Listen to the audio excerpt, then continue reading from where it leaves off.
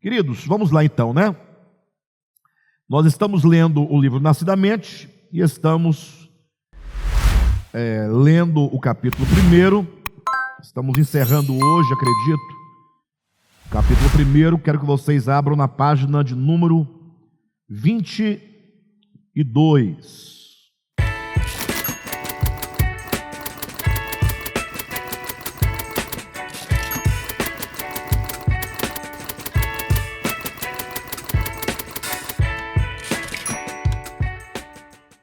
Capítulo 1 tem como título o paradoxo do ser e do tempo. Em outras palavras, estamos falando sobre a contradição que há entre o tempo, né, de existência da humanidade, nesse primeiro momento, dizendo que a humanidade atual vive no tempo da pós-modernidade, a humanidade que vive, né, hoje, depois de Cristo, já no século 21, ou seja, é uma humanidade bastante avançada em muitos sentidos.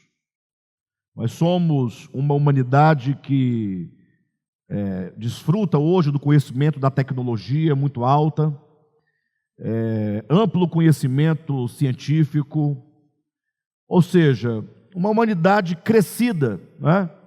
Se comparada aos povos de séculos ou milênios anteriores a nós. A grande questão que se instaura nesse primeiro capítulo é que, pelo que nos parece, e quando eu digo parece, nós não queremos aqui ter a arrogância de asseverar contra o crescimento de nenhuma pessoa especificamente, mas nos parece que, no que diz respeito às coisas espirituais, ao entendimento das coisas referentes a Deus, a humanidade não avançou. E isso por um motivo muito simples.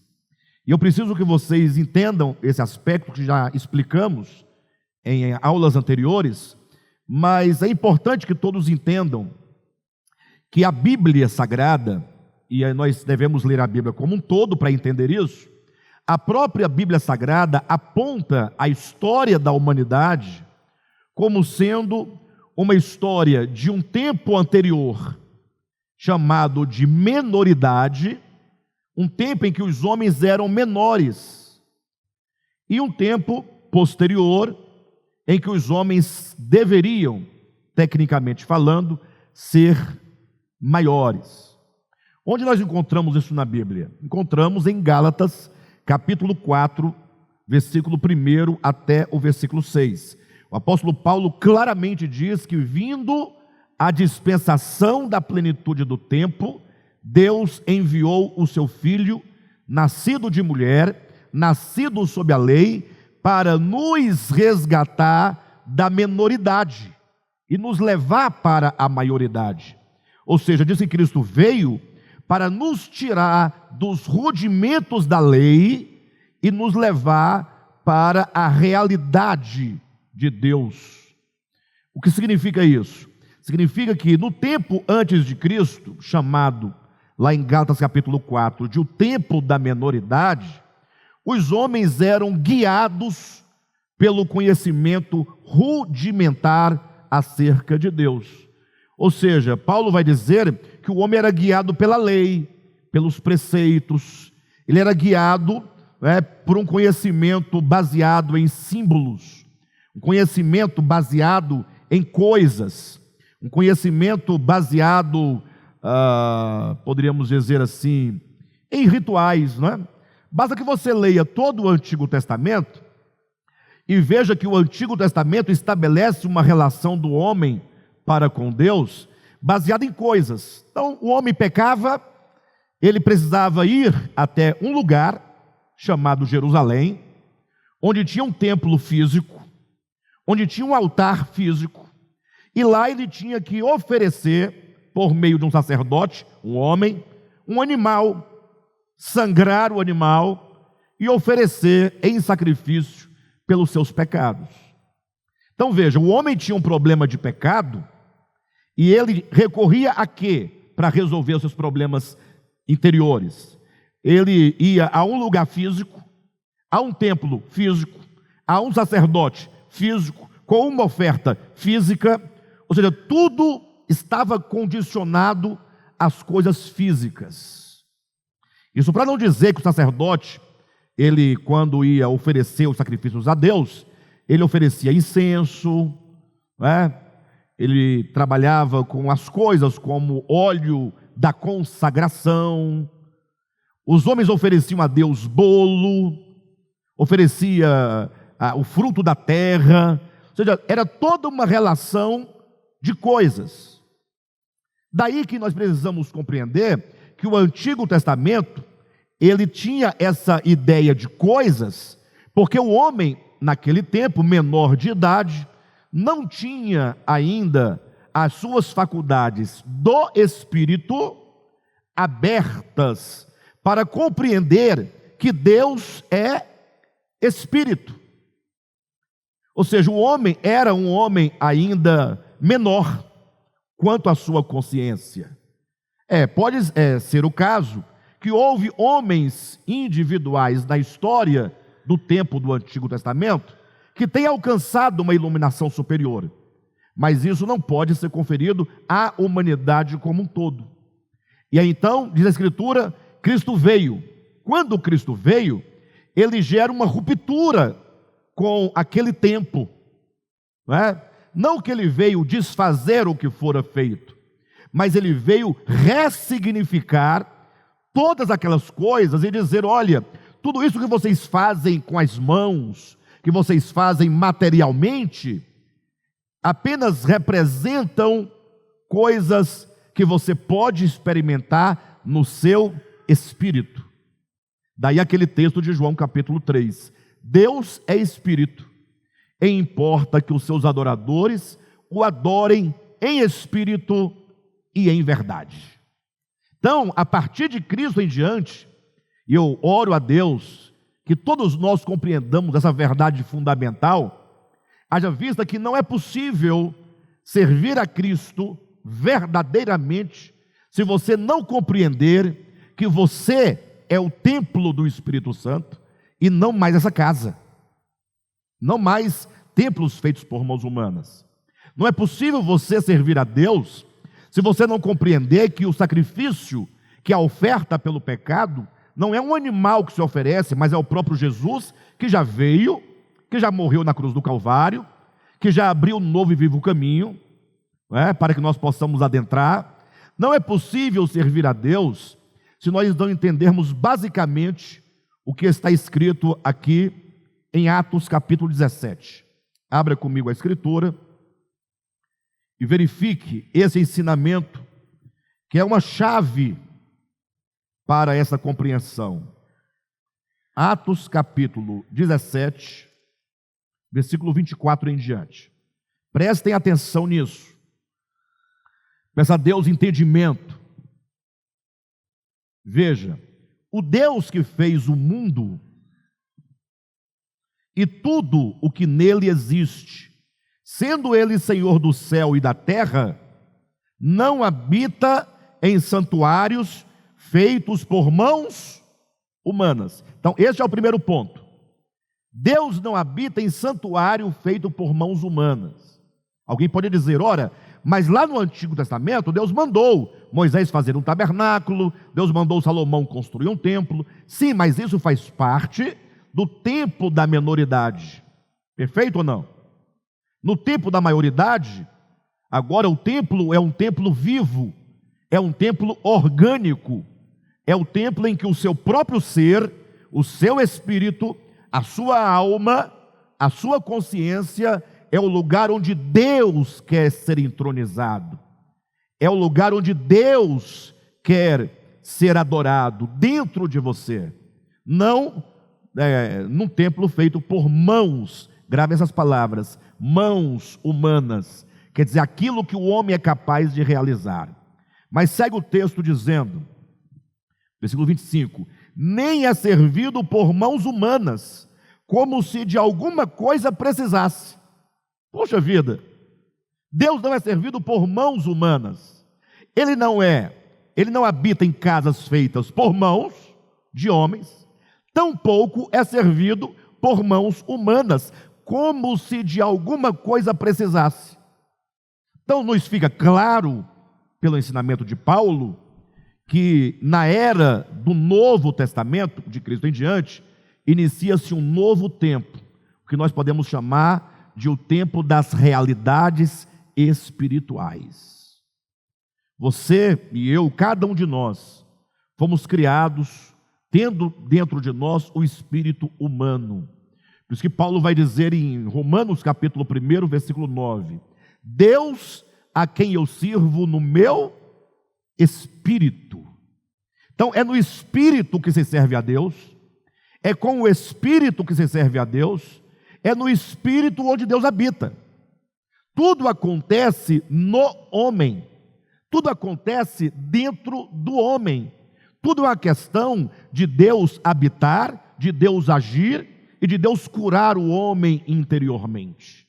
Então, o que diferencia o tempo da menoridade para o tempo da maioridade é que na menoridade, os homens, por não terem ainda a consciência acerca do seu espírito humano, não tinham suas faculdades espirituais abertas para a compreensão, eles viviam servindo a Deus dentro de uma pedagogia, de um mecanismo. Veste essa roupa, né? Não come essa comida, traga essa oferta para Deus, faz esse sacrifício para Deus. Essa ideia de ritos e de rituais para significar, como se os homens fossem crianças e eles precisavam de um lego para compreender, de um jogo, de alguma coisa lúdica. Porém, Cristo já veio.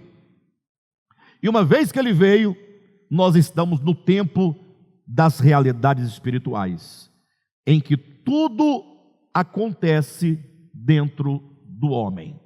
Se alguém questionar, Alexandre, mas vocês se reúnem num templo físico feitos por mãos humanas?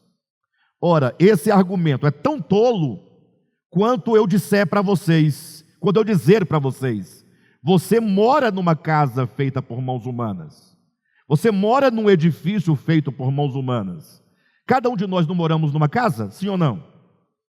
Mas o fato de você morar numa casa feita por mão humana, o que isso tem a ver com Deus não habitar em casas feitas por mãos humanas? Nada a ver. Nós nos reunimos num local de reuniões, nos reunimos num galpão feito por mãos humanas, mas declaramos alto e bom som que este local não é a casa de Deus. Esse local é um lugar para nos amparar da chuva, do sol, é um espaço maior para caber todas as pessoas que querem estar em comunhão conosco, é um lugar onde nós nos reunimos para conversar, para ter comunhão, para ouvir a palavra, para orarmos, para cantarmos, mas a casa de Deus somos nós.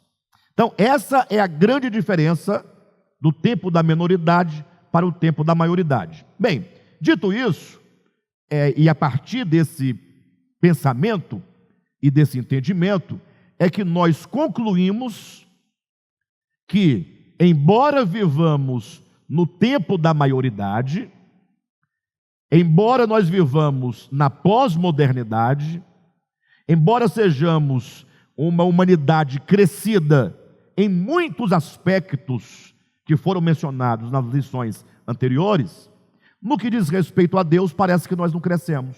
Por quê? Porque a igreja de Jesus Cristo, porque os cristãos, eles continuam vivendo a pedagogia do Antigo Testamento. Eles continuam lidando ou se relacionando com Deus mediante coisas. Imagina só, uma pessoa quer receber uma bênção de Deus, o que ela fala? Ah, Senhor, se o Senhor me abençoar, eu ficarei de jejum por tantos dias. Qual é a base do relacionamento dessa pessoa com Deus? É que se Deus der uma bênção material, ela deixará de comer uma comida material. Ela continua na base das coisas, na base dos ritos, na base das pedagogias. Ela não entende que Deus habita seu espírito.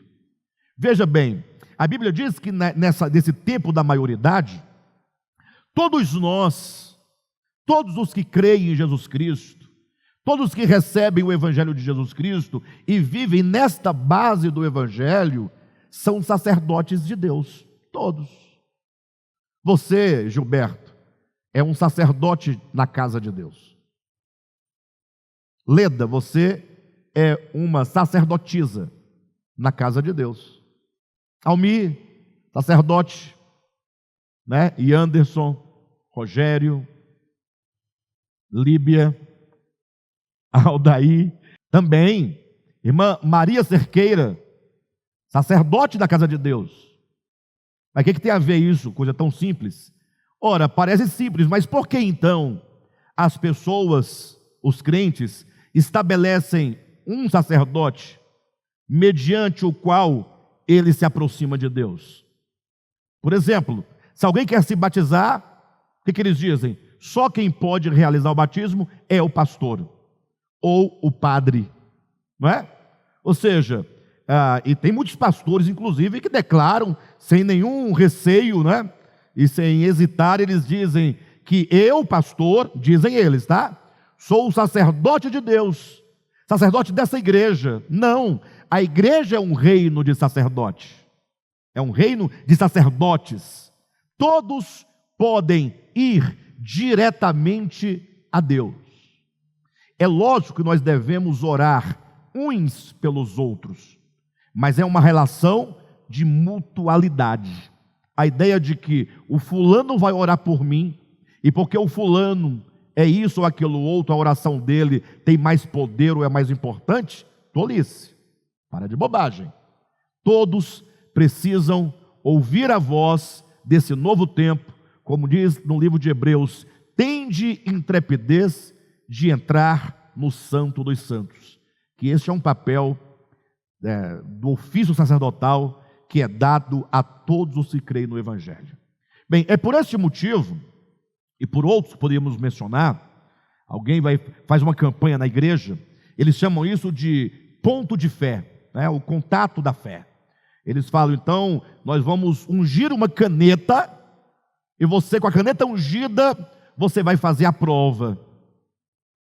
Ora, mas Deus é Espírito, Deus habita meu espírito, eu sirvo a Deus no Espírito, tudo é Espírito, e agora eu vou precisar de uma caneta para ter um ponto de contato com a fé?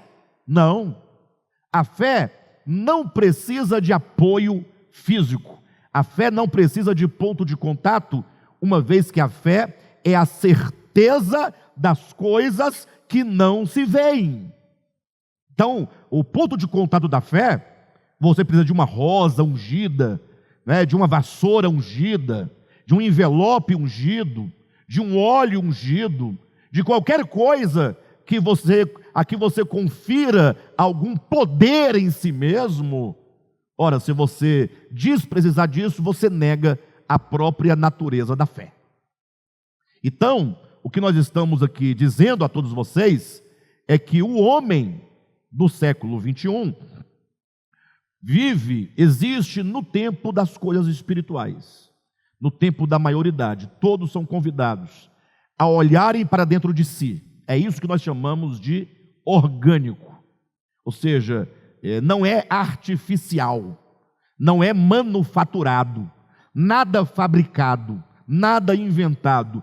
Tudo que é espiritual acontece dentro de mim. O pecado não é nada que você realiza com suas mãos. Pecado é aquilo que procede do seu coração. É lógico que aquilo que procede do coração, eventualmente ele se materializa numa ação, certo? Mas não é pecado pela ação em si, é pecado por aquilo que está controlando e dominando o seu coração. Lembram, por exemplo, que Jesus falou assim, olha, ouvistes o que foi dito aos antigos, não matarás? Eu, porém, vos digo, aquele que se irá contra seu irmão e chegar ao ponto de desprezá-lo, este já cometeu o pecado do homicídio, este já matou o seu irmão. Então, olhe para essas palavras de Jesus de Mateus capítulo 5. O que foi dito aos antigos? Não matarás. Qual era o conceito de matar no Antigo Testamento? Alguém, dentro desse conceito, só mataria se ele efetivamente, materialmente, fisicamente matasse alguém. Perfeito? Aí Jesus fala, mas como nós estamos na era da realidade, na era das coisas espirituais, em que tudo acontece dentro do homem, o homem maduro entende que ele mata o seu semelhante quando ele passa pelo processo de irar, desprezar e chegar ao ponto de chamá-lo raca, chamá-lo louco. Agora, deixe-me explicar para vocês, porque parece meio difícil de entender no primeiro momento. Imagine só que você fique irado contra o seu irmão. E essa ira, você não trata com essa ira, porque Paulo disse, para que não deixe que o sol se ponha sobre a sua ira. Ou seja, se você ficou irado, trata com a sua ira, trata com o coração, vai ter com o seu irmão, se reconcilia-te com ele, ou melhor, reconcilia-te com ele, resolve o problema. Mas a pessoa não, ela mantém a ira no coração. Essa ira vai criando raízes de amargura no coração, e você então chega a desprezar o seu irmão, você passa a desprezá-lo, né? Até o ponto que você chega ao ponto de considerá-lo um louco. O que significa isso? Até o momento em que você chegue a ignorá-lo de tal forma que para você ele já não mais existe. O que é um louco? É alguém que está à margem da razão. Aquele que você fala, não liga para isso porque esse não tem juízo. Ou seja, você tira a pessoa da sua vida. Ela está viva, mas para você ela não existe. Você chega a matá-lo no seu próprio coração. Ainda que você não o mate fisicamente, Jesus está dizendo, você já o matou no coração e você já cometeu o pecado no seu coração. É aqui dentro que as coisas acontecem. Infelizmente, os crentes, eles chamam de pecado a roupa que você veste, a bebida que você bebe, a comida que você come, o esmalte que você usa, o cabelo que você corta. Ou seja, eles estão sempre a te espreitar para ver o que você está fazendo para ele caracterizar o pecado praticado por você. E não olham para dentro de si. Não olham para dentro de si. Do mesmo modo, os cristãos do tempo presente ficam fazendo coisas para Deus, né? Dão dinheiro para Deus, ficam com fome para Deus, sobem uma escada de joelho para Deus, fazem jejum de chocolate para Deus, deixam de comer aquela comida para Deus, e se esquece que o reino de Deus está dentro de vós. Ou seja, todas as coisas, positivas ou negativas, seja o reino de Deus, ou seja o império das trevas, são coisas que acontecem dentro do homem. É isso que nós chamamos de orgânico. E é por este motivo que nós afirmamos categoricamente que nós vivemos um paradoxo do ser e do tempo. O tempo passou e nós não amadurecemos. O tempo passou e nós ainda temos uma mente veterotestamentária. Para que todos entendam, ainda temos uma mente formatada no molde do Antigo Testamento. Vivemos na era, né, das coisas espirituais, mas ainda temos uma mente mosaica. Ainda estabelecemos uma relação material e ritualística com Deus. Esta é a base, é a razão por que nós declaramos que o homem cristão do século 21 não evoluiu espiritualmente, ainda que tenha evoluído em tantas outras áreas da experiência humana. Página 22, a partir do último parágrafo dessa página, quando diz a cosmovisão. A cosmovisão acerca das coisas espirituais não é algo estático, fossilizado, acabado. Presta atenção. A cosmovisão acerca das coisas espirituais não é algo estático, algo parado, algo fixo. Não é algo fossilizado, endurecido, enrijecido. Não é algo acabado. Deixa eu explicar para vocês algo. Vocês já ouviram dizer assim, por exemplo, alguém vai a uma igreja, ou ouve uma pregação, um pregador falando de Jesus, e aí eles falam assim: olha, se você aceitar a Jesus, você, a partir do momento que você aceitá-lo, você se torna uma nova criatura. Você morre para o mundo e nasce para Deus. Já ouviram isso? Bem, isso é de praxe, né? Creio que todos já ouviram isso. Logo, a pessoa aceita Jesus, recebe a Cristo. Digamos que ela receba verdadeiramente no coração a Cristo. Amém. A partir de então, agora você não bebe mais essa bebida, não come essa comida, não usa essa roupa, não vai a este lugar, não canta essa música, não lê esse livro, não vê este programa, e você então agora vai à igreja, você dá o seu dízimo, e você então canta esses hinos, e você, pronto, você é uma nova criatura. Ou seja, segundo esse entendimento, a partir do momento que a pessoa aceitou Jesus, ainda vou ser mais generoso, e se batiza nas águas, pronto, ela está completa, ela está realizada, ela nasceu de novo, morreu, céu garantido, perfeito. Por quê? Porque eles entendem que o novo nascimento é algo acabado, é algo que acontece num passe de mágica. O camarada viveu 50 anos na vida de impureza, na incredulidade, na feitiçaria, na mentira, no orgulho, na arrogância, tudo isso trabalhado profundamente nas suas faculdades interiores. Agora aceitou Jesus, ele diz: pronto, agora eu sou nova pessoa, nova criatura. Aí o que um bom observador verifica? Que aquela pessoa continua mentindo.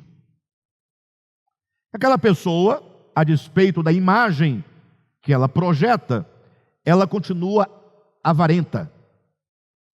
Aquela pessoa continua egoísta, continua presunçosa, continua arrogante, ela continua, né?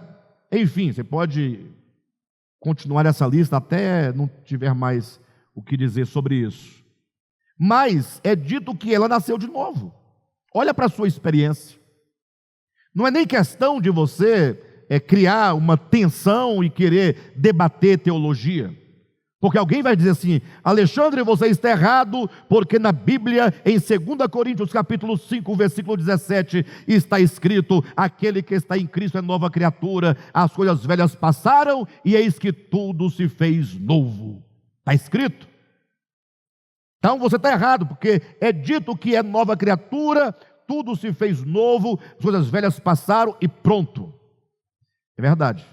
2 Coríntios capítulo 5, 17. Está escrito isso. Mas a mesma pessoa que isso escreveu, que é o apóstolo Paulo, diz aí em Colossenses capítulo 3, versículo 5, ele diz: a igreja de Colosso, ele diz aos santos em Cristo que estão em Colossos, ele diz aos crentes de Colosso: fazei, pois, morrer a vossa natureza terrena. Opa, como assim? Ele acabou de dizer que aquele que está em Cristo é nova criatura, e agora em seguida ele diz que este que agora é nova criatura deve fazer morrer a sua velha natureza. Não parece uma contradição? Fala a verdade. No momento diz: olha, Anderson, você está em Cristo, você portanto é nova criatura, ok? As coisas velhas passaram, tudo se fez novo. Não parece algo acabado? Está pronto, está feito. Em seguida ele diz: mas tem um detalhe: você deve fazer morrer a sua natureza terrena. Ora, se nós devemos fazer morrer a nossa natureza terrena, conforme Colossenses 3,5, o que significa que a natureza terrena está o quê? Viva. Não somente nós temos o fundamento bíblico para dizer que ela está viva, Colossenses 3,5, mas você tem a sua experiência.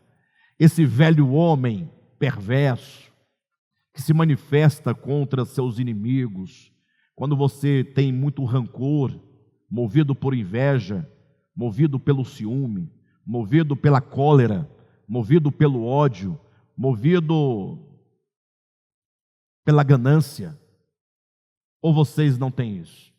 Já viraram anjo?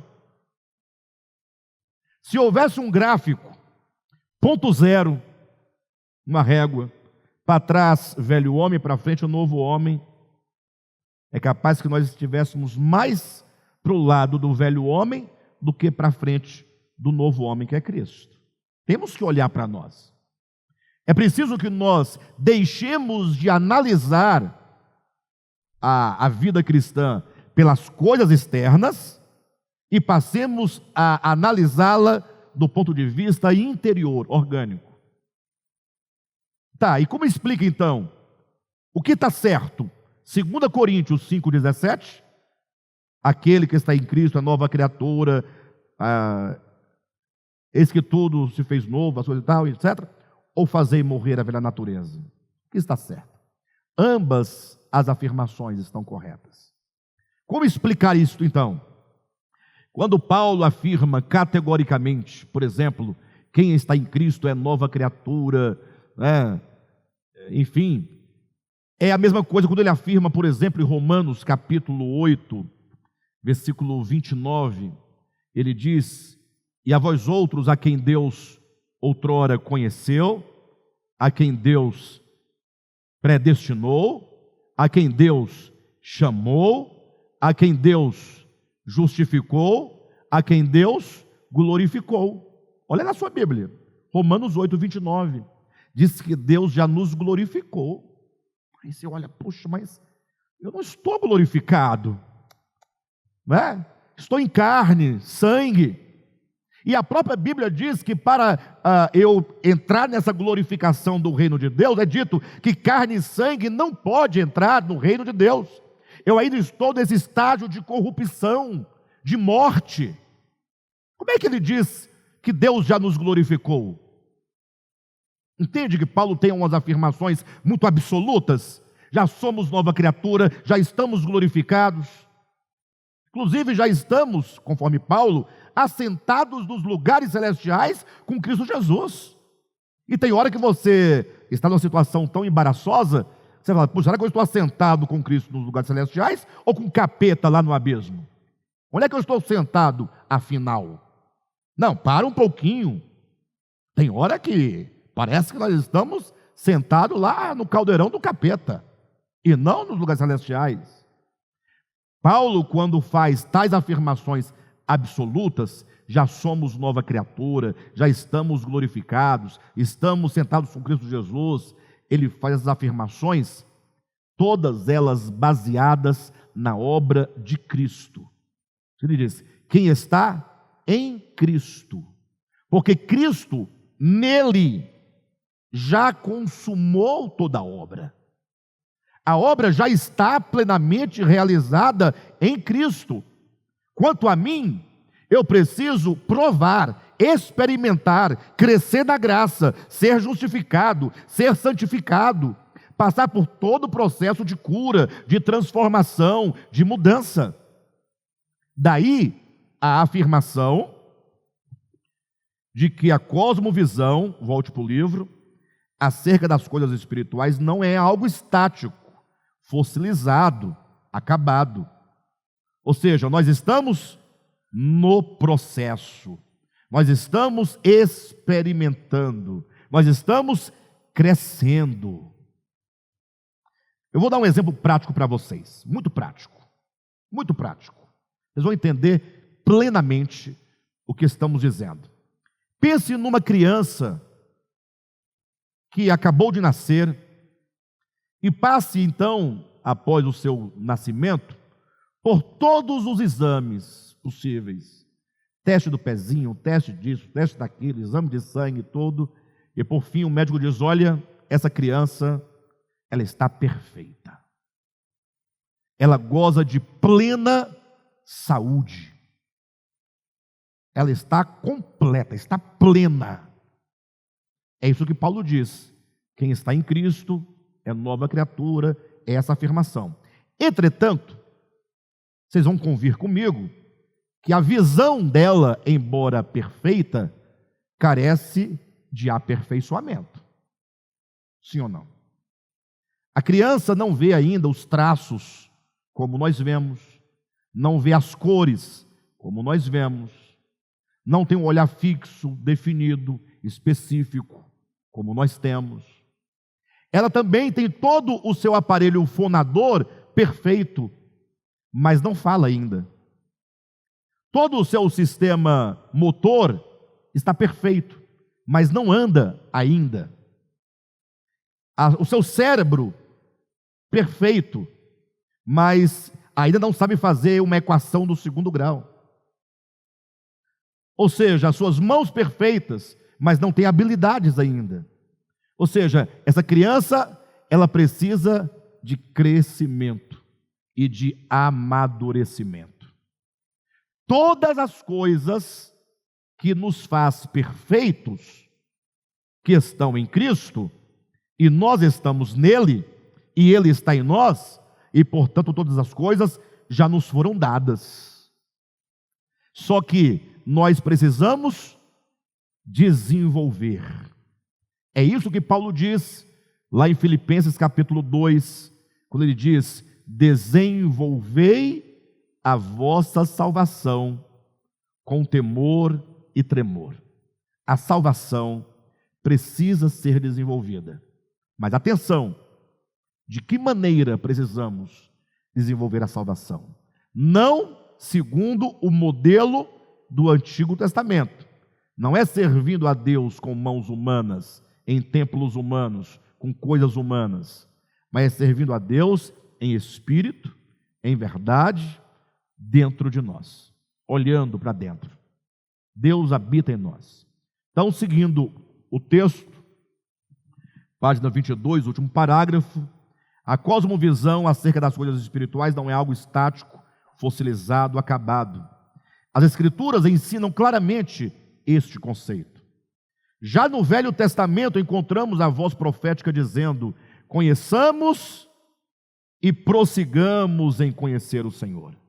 Então, olha, já no Antigo Testamento dizia: conheçamos e prossigamos em conhecer o Senhor. O que quer dizer conheçamos e prossigamos? Conheçamos quer dizer precisamos conhecê-lo. O que quer dizer e prossigamos em conhecer? Que esse conhecimento não vem de uma só vez. É um conhecimento paulatino. Na medida que a palavra vai nos ganhando, nossas faculdades vão sendo abertas, uma nova visão vai sendo gerada, o coração vai sendo transformado, nossa mente vai sendo moldada, nós vamos pouco a pouco conhecendo o Senhor, conhecendo mais e mais, dentro de um processo orgânico, ou seja, um processo que acontece dentro de nós. Paulo, continua na leitura, em um de seus vislumbres mais claros acerca da verdade, diz: o amor jamais acaba. Mas havendo profecias, desaparecerão, havendo línguas, cessarão, havendo ciência, passará, porque em parte conhecemos e em parte profetizamos. Dá uma pausa aí. Jamais queremos aqui reduzir o valor dos dons espirituais, mas nós temos aqui um ensinamento apostólico. Olha o que Paulo está dizendo: o amor jamais acaba. E para ele poder confrontar a ideia de que o amor nunca acaba, ele passa a mencionar coisas que acabam, coisas que passam. O contraste é: o amor jamais acaba, mas havendo profecias, cessarão. Havendo conhecimento, cessará. Havendo línguas, cessarão. Ou seja, existem coisas que passam e existem coisas eternas. Sabe por que ele coloca que o amor jamais acaba? Ou seja, o amor era ontem, o amor é hoje, e o amor será amanhã. E na eternidade de futuro, o amor será, e o amor continuará. Porque o amor, segundo a Escritura, é o auge da nossa perfeição. Ou seja, o Evangelho está nos conduzindo para o amor.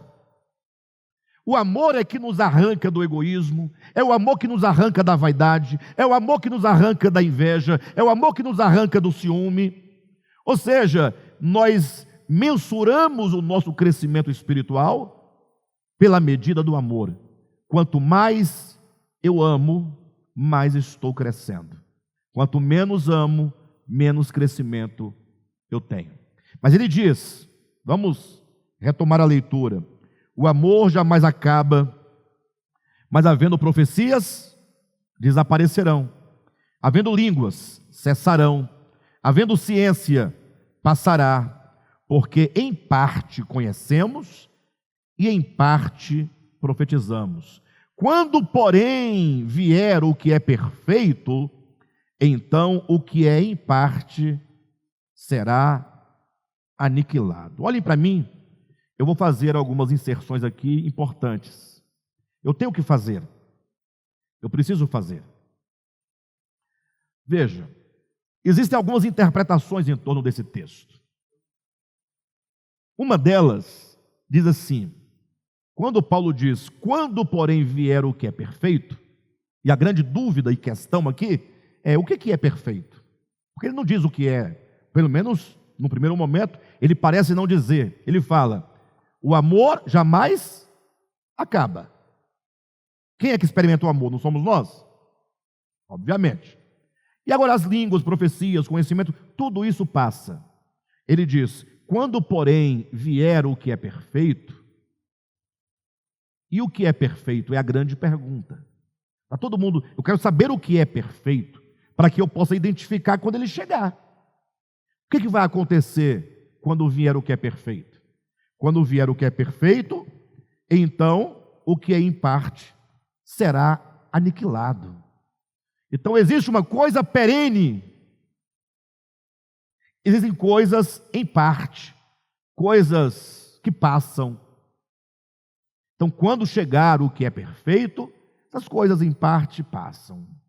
Vai permanecer só o perfeito. A resposta já está aqui. O amor jamais acaba. Só ele vai permanecer. E os demais, língua, profecia, conhecimento, passará.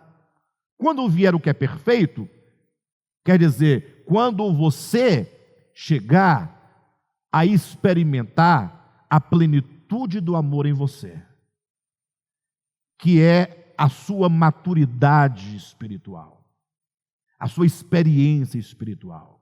Porque nós estamos hoje ainda tão preocupados com profecias, com línguas, com revelações, com visões, com coisas. Por quê?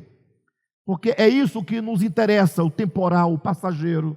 Mas quando o amor que é eterno, que é aquilo que é perfeito, chegar a ser por nós experimentado em plenitude, você vai viver o amor. Só o amor. Mas aí eu dizia, alguns dizem, não é isso. Aquilo que é perfeito, entendam, alguns dizem, é uma interpretação, se refere a Cristo. Cristo é aquilo que era perfeito. Porque as sombras e figuras do Antigo Testamento não tinham perfeição. Puxa, parece fazer sentido, não parece? E de fato, Cristo, em relação ao Antigo Testamento, ele é a perfeição de tudo o que outrora era apenas sombras, rastros, sinais. Ok. O problema é que quando Paulo diz essas palavras aos coríntios, Cristo já havia vindo. E ele diz, quando vier, futuro. Ele deveria ter dito, Como já veio o que é perfeito, as coisas passaram. Mas ele não diz como já veio, ele diz quando vier, futuro. Então, Paulo está dizendo que aquilo que é perfeito ainda viria. E, portanto, embora Cristo seja a perfeita perfeição em relação a todas as coisas do Antigo Testamento, não é a isso que Paulo se refere. Ok? Claro? Mas vem uma segunda interpretação. Essa não dá para engolir. Essa não dá. Eles dizem, quando vier o que é perfeito, essas coisas passarão. O que é perfeito? Eles respondem, a Bíblia Sagrada. Eles respondem, quando a Bíblia tiver o seu cano completamente encerrado. Eles dizem, quando Paulo diz isso, não havia ainda o Novo Testamento escrito na sua totalidade. Eles dizem. Então eles dizem, como não havia a Bíblia, sobretudo o Novo Testamento, então os cristãos precisavam de quê? De línguas, de profecias, de conhecimento disso e daquilo outro. Quando a Bíblia estiver prontinha, tudo isso passa e agora nós somos orientados tão somente pelo que está escrito nos 27 livros do Novo Testamento. Entenderam? Eles dizem isso. Isso, inclusive, é a explicação para uma teoria chamada do cessacionismo. Cessar. Cessou os dons espirituais, porque aquilo que é perfeito, o Novo Testamento chegou. Aí daí segue uma série de outros entendimentos. Aí eu pergunto para vocês, o que o texto efetivamente está dizendo? De perfeição enquanto um livro pronto? Ou uma perfeição orgânica do ser? Do ser. Mas e nosso ser chegará a ter perfeição? Que perfeição é essa do ser de que o Alexandre está dizendo? Vamos verificar? Nós vamos ler um texto da Bíblia. Quando a gente voltar para cá, fica tudo muito claro. Querem ver? Mateus capítulo 5, versículo 43. Ouvistes o que foi dito? Palavras de Jesus. Amarás o teu próximo e odiarás o teu inimigo. Olhe para mim. Jesus está dizendo, ouvistes o que foi dito? Amarás o teu próximo e odiarás o teu inimigo. Isso é muito próprio de quem? Onde está dito isso? Se você procurar um versículo bíblico que diz isso, você não vai encontrar. Mas basta você ler o Antigo Testamento e o conceito que os hebreus tinham de próximo. Próximo era ali a etnia de Israel. O meu próximo é o meu irmão, aquele que está na minha terra, do meu povo, da minha língua. E os povos vizinhos? Eram o que deles? Eram os inimigos de Israel.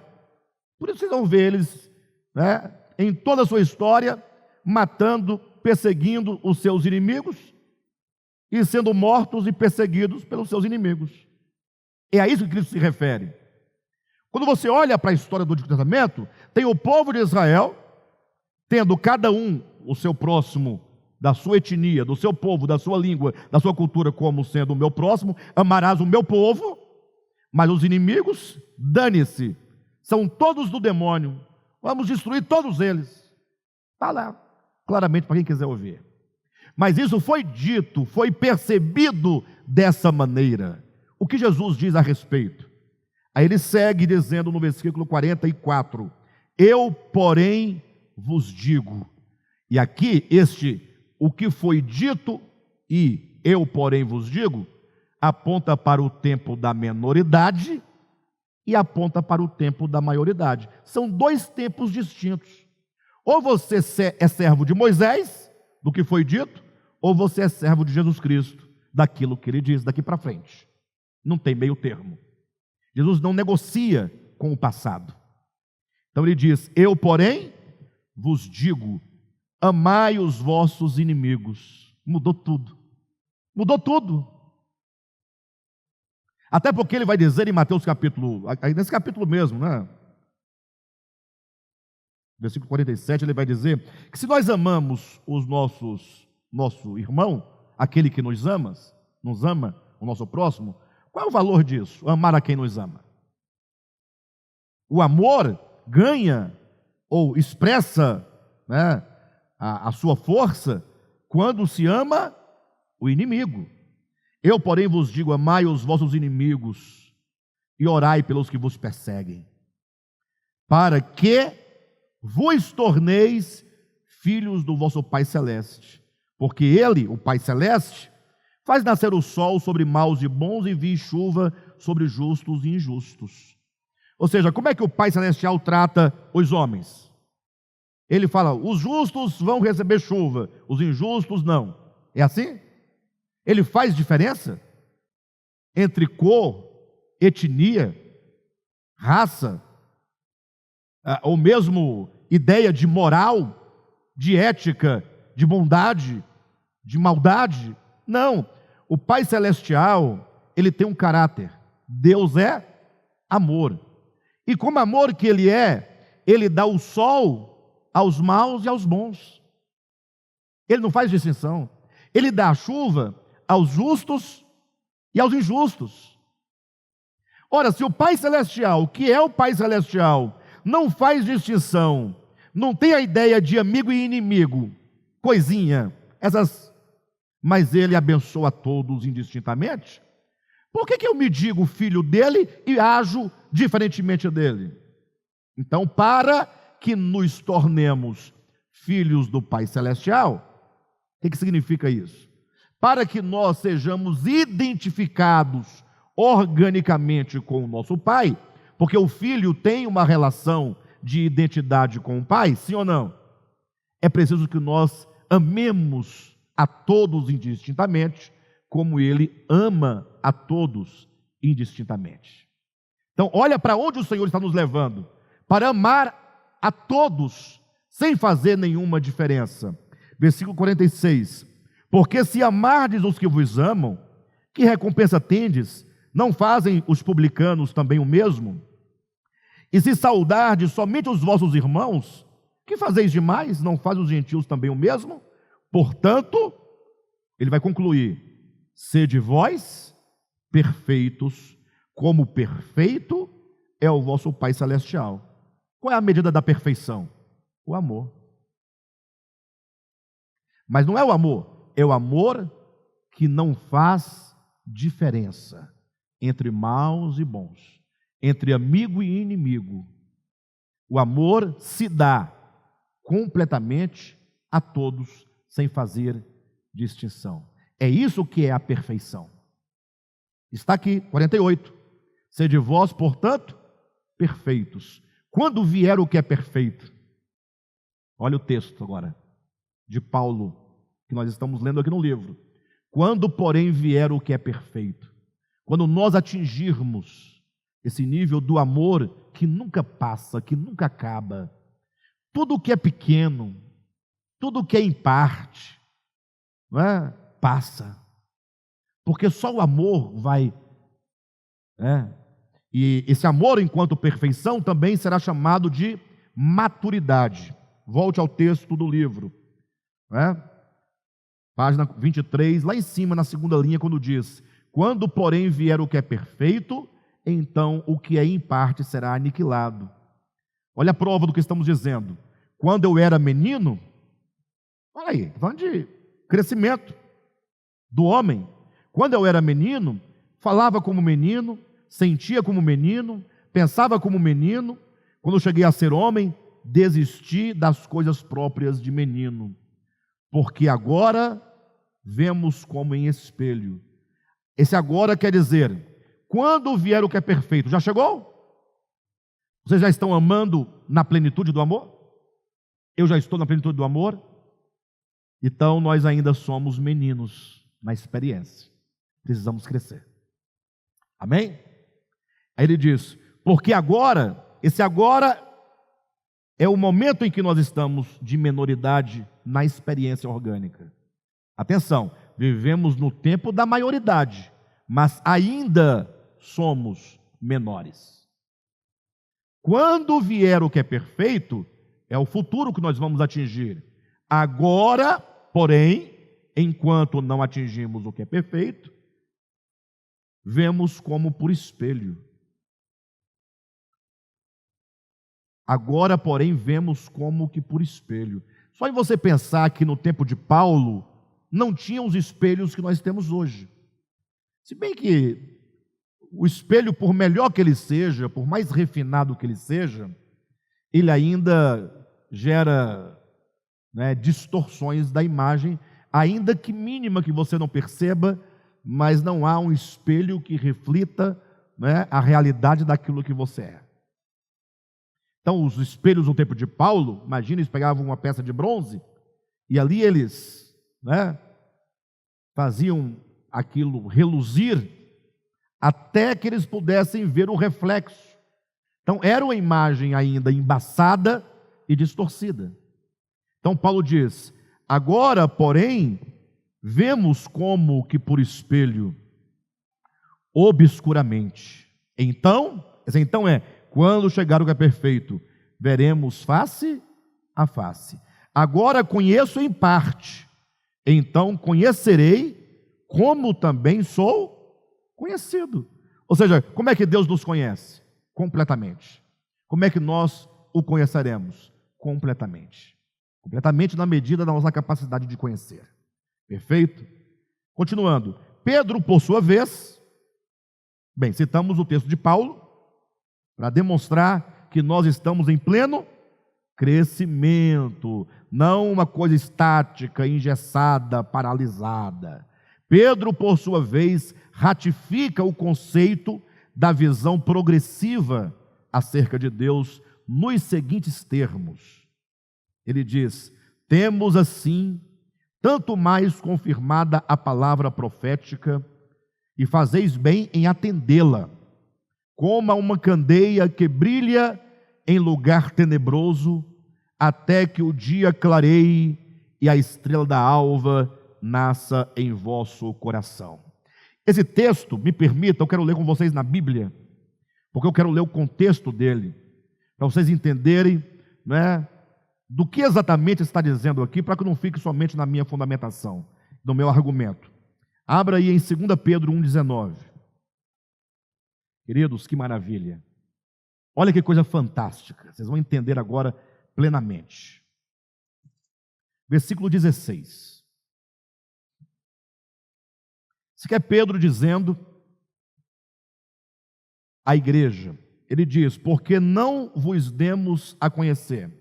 Ele está colocando: não vos demos. Nós não demos a vocês, igreja. Quem é esse nós? É Pedro e os demais apóstolos. Talvez poderíamos dizer Pedro, Tiago e João. Esses três especificamente. Vocês vão entender por quê. Porque não vos demos a conhecer o poder e a vinda de nosso Senhor Jesus Cristo, seguindo fábulas engenhosamente inventadas. Olhem para mim. Nós não demos a vocês o conhecimento do Cristo em sua primeira vinda. Está falando da primeira vinda, não da segunda. A segunda não ocorreu ainda. Então não demos a vocês, não vos demos a conhecer o poder e a vinda de nosso Senhor Jesus Cristo, seguindo fábulas engenhosamente inventadas. Ou seja, nós não anunciamos a vinda de Cristo no seu primeiro advento por meio de mentiras, do que nos contaram, do que inventaram, por meio de boatos. Não, pelo contrário, mas nós mesmos fomos testemunhas oculares da sua majestade. Pedro está dizendo: nós, Pedro, Tiago e João, nós vimos testemunhas oculares, vimos com os nossos olhos a sua majestade. Alguém diz: para, Pedro, você viu Jesus de Nazaré, o homem, isso todos viram. Ele: não, nós vimos a sua majestade, a divindade. E aí ele continua dizendo: pois ele nosso Senhor Jesus Cristo, recebeu da parte de Deus Pai honra e glória, quando, pela glória excelsa, lhe foi enviada a seguinte voz: este é meu filho amado, em quem me comprazo. Está dizendo, lá no Monte Tabor, no Monte da Transfiguração, eu, Pedro, juntamente com Tiago e João, nós vimos a majestade do Cristo, quando ele foi transfigurado diante dos nossos olhos, e nós ouvimos a voz do Pai dizendo: este é meu filho amado, em quem me comprazo. Então nós anunciamos o Cristo de Deus na sua vinda, não por causa de boatos, nós somos testemunhas, nós vimos o Cristo, testemunhas oculares. Segue o texto. Ora, esta voz vinda do céu, nós a ouvimos quando estávamos com ele no Monte Santo, no Monte Tabor. Temos assim, assim como? Temos assim. Ora, uma vez que nós vimos, não nos contaram. Temos assim, ou seja, diante dessa prova irrefutável, temos assim tanto mais confirmada a palavra profética. Ou seja, a palavra profética do Antigo Testamento, que dizia: o Cristo virá, o Cristo virá, o Cristo virá. Não tinha palavra profética que profetizava a vinda do Cristo? Então essa palavra profética agora está mais do que confirmada, porque ele veio e nós vimos com os nossos próprios olhos. Então a palavra profética está confirmada. O que os profetas do Antigo Testamento disseram acerca da vinda dele está confirmado, porque ele veio e nós fomos as testemunhas oculares.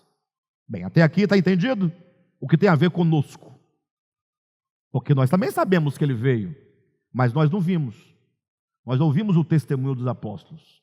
Aí ele continua: temos assim tanto mais confirmada a palavra profética, e fazeis bem em atendê-la.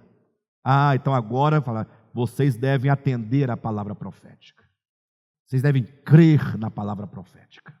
Vocês devem receber a palavra profética. Ou seja, o Cristo veio, você diz amém, é verdade.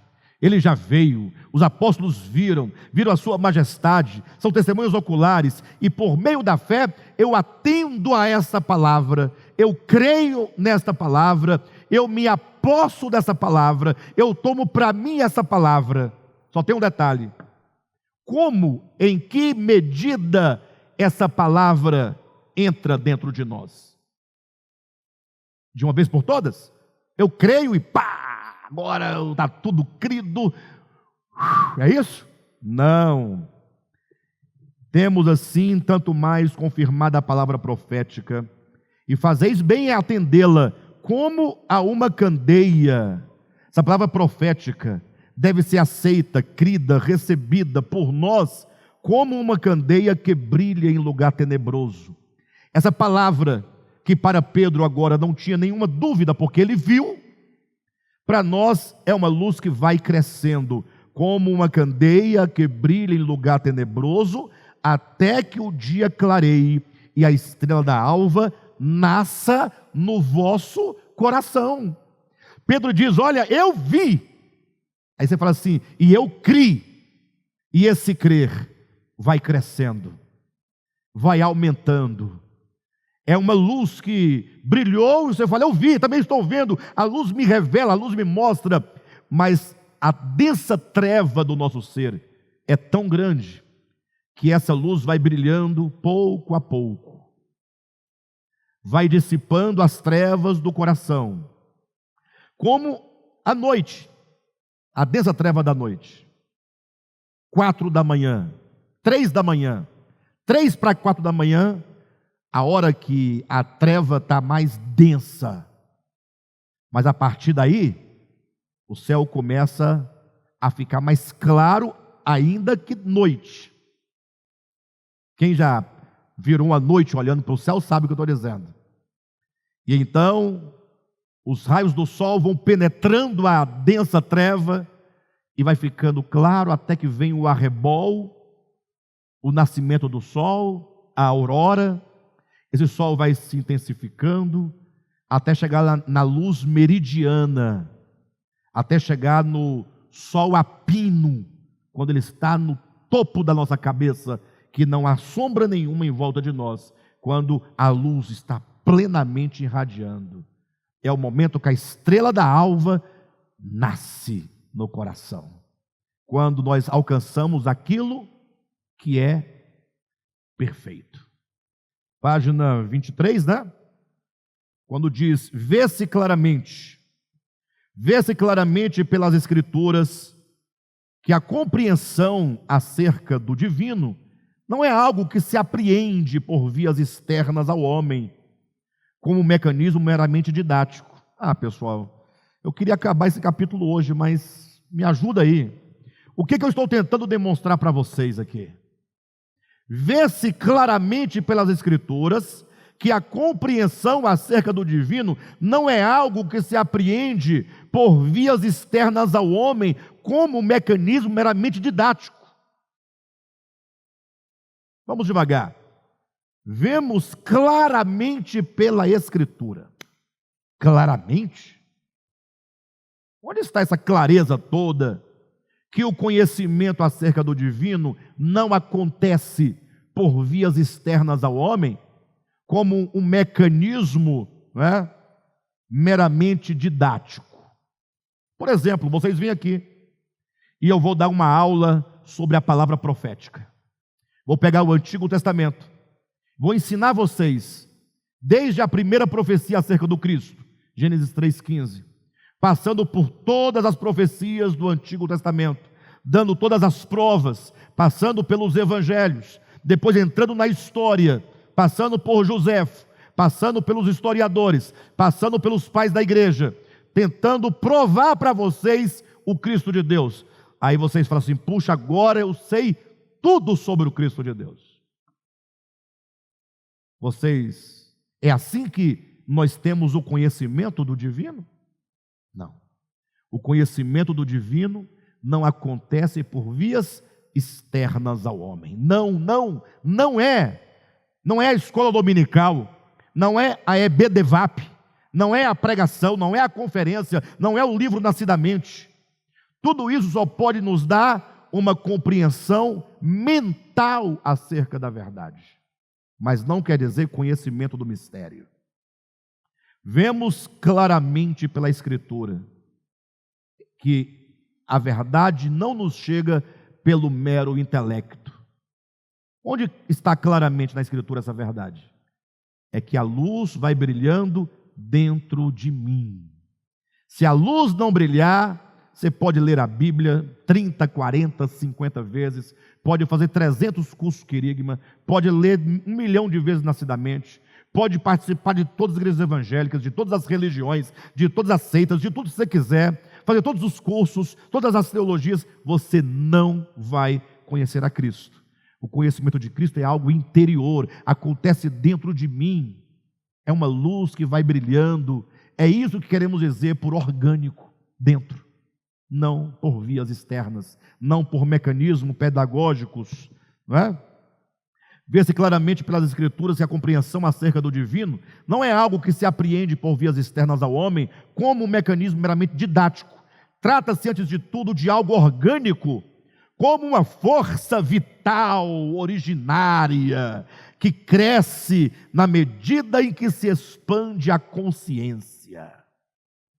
Existe uma força dentro de você, por isso orgânica, vital, porque é da vida, originária, porque é a causa originária da sua própria existência, é Deus dentro de você, é o seu espírito humano, que cresce, essa luz, essa força vai crescendo em nós, na medida em que se expande a consciência, pelo iluminar interior da luz da candeia do espírito humano. É um crescimento espiritual. Por isso, queridos, quando vocês vierem para a reunião da igreja, seja para a quarta, para a sexta do Sem Fronteiras, ou no domingo, ou vocês de casa, quando separarem o tempo de vocês para participarem virtualmente conosco das reuniões, não se assente nas cadeiras, não venha para este lugar apenas para cumprir horário, compromisso, tabela. Não. Venha para receber de Deus. Ouça orando, ouça com fé, ouça dizendo: Senhor, eu preciso dessa luz, eu preciso desse crescimento. Às vezes a gente vê no momento da palavra, pessoas olhando o celular, pessoas, tudo bem, a pessoa precisa ir ao banheiro, necessidade, ela vai, tá, mas a gente vê as pessoas conversando, outras coisas, no momento da palavra. Não façamos isso. E não somente, no momento das reuniões, não, mas em todo momento, como Paulo ensina, orai sem cessar, sempre dizendo: Senhor, a tua palavra, a tua luz, o teu Espírito, guia-me, conduza-me, ilumina-me, ganha-me. A cada vez que essa potência fundamental reage no coração, orientando-lhe os caminhos, amplia-se o conhecimento de Deus no homem, elevando-o a mais um degrau em direção ao seu destino. Essa luz vai brilhando dia a dia. Como Paulo diz em 2 Coríntios capítulo 3, 17, ou 3, 18, e todos nós com o rosto desvendado, contemplando a glória do Senhor, somos transformados de glória em glória. Como diz Paulo em Romanos capítulo 1, versículo 17, que a nossa justificação se dá de fé em fé, passo a passo. Continuando, para nós encerrarmos esse capítulo, esse desenvolvimento do conhecimento, comparado a uma luz interior, que vai se intensificando no coração humano até tornar-se dia perfeito, esse desenvolvimento do conhecimento, comparado a uma luz interior, ocorre em dois planos. Esse conhecimento, como uma luz que vai crescendo, ele acontece em dois planos. Primeiro, no eixo histórico, à medida que a humanidade, de tempo em tempo, recebe nova orientação a cada revolução sofrida, ou seja, é uma luz que brilha na consciência coletiva da humanidade. A humanidade como uma unidade, os homens coletivamente, eles também estão sob a ação do Espírito de Deus, elevando-o pouco a pouco, mais e mais.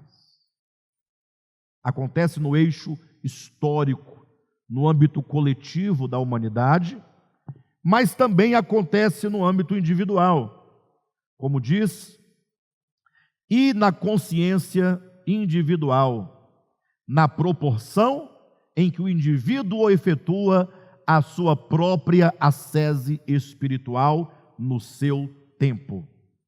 De sorte que, por via de regra, o crescimento espiritual depende do crescimento da humanidade.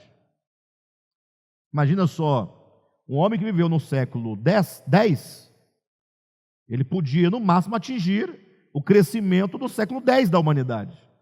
Via de regra. Embora esse crescimento dependente não seja uma fatalidade. Vez ou outra, aparece alguém no seu tempo, mas com uma expansão de consciência há 50, 100, 200 anos à frente do seu próprio tempo. Acontece. Então diz, de sorte que por via de regra, o crescimento individual depende do crescimento da humanidade, embora esse crescimento dependente não seja uma fatalidade. A história é testemunha de um número mensurável, você pode contar nos dedos, de gênios e místicos, os quais obtiveram crescimento descomunal acima do seu tempo. Estes, porém, são exceções. Entretanto, quando o assunto é acerca do conhecimento de Deus, deparamos-nos com um grave problema. Então, nós voltamos a tocar no problema. A despeito do tempo decorrido, pouco ou nenhum avanço, a humanidade ocidental experimentou no que concerne ao crescimento e aprimoramento da visão espiritual acerca de Deus, quanto à sua natureza e vontade. De sorte que, havendo largo crescimento nas áreas da ciência e tecnologia, assim como nas ciências humanas, exatas e biológicas, no campo da fé, ainda se vê um povo que não compreendeu a Bíblia em sua íntima essência, em razão de leitura e interpretação pueris que dela se fazem, por apegar-se à letra morta no tempo e não discernir o seu significado espiritual e eterno. Eis o paradoxo do ser e do tempo. Então, para nós podermos encerrar, eu quero chamar a atenção de vocês para esse ponto final, em que nós estamos demonstrando que a humanidade não avançou. E nós demonstramos que a falta do avanço espiritual se dá por causa, se caracteriza fundamentalmente pela sua leitura e interpretação da Bíblia. O que nós vamos ver daqui para frente, nas próximas reuniões, nos próximos estudos? Nós vamos ver que quando os crentes leem a Bíblia, eles não conseguem tocar no espírito da palavra. Paulo diz: a letra mata, mas o espírito vivifica. O bom teólogo vai dizer agora: não, Alexandre, esse texto que a letra mata refere-se à lei de Moisés. É verdade, o texto lá é a lei de Moisés. Mas qual é a diferença da letra escrita em tábuas de pedra para a letra escrita em papel, onde você lê? Ambas as letras estão fora do homem. O conhecimento de Deus não se dá por vias externas. Quando Paulo diz a letra mata, mas o espírito vivifica, ele está dizendo que devemos nós atentar para o espírito da palavra. Então, os cristãos ainda continuam a ler a Bíblia no plano da materialidade, no plano físico. Tudo o que eles leem, eles entendem fisicamente. Tudo eles querem tocar. Tudo eles querem enxergar com os olhos físicos, com os ouvidos físicos, apalparem com as mãos físicas. E a proposta que nós vamos trazer a partir do capítulo 2 é fazer uma leitura orgânica das Escrituras. Daí o nome, nascidamente, a organicidade das Escrituras. Ok? Próxima reunião estaremos juntos para seguirem adiante.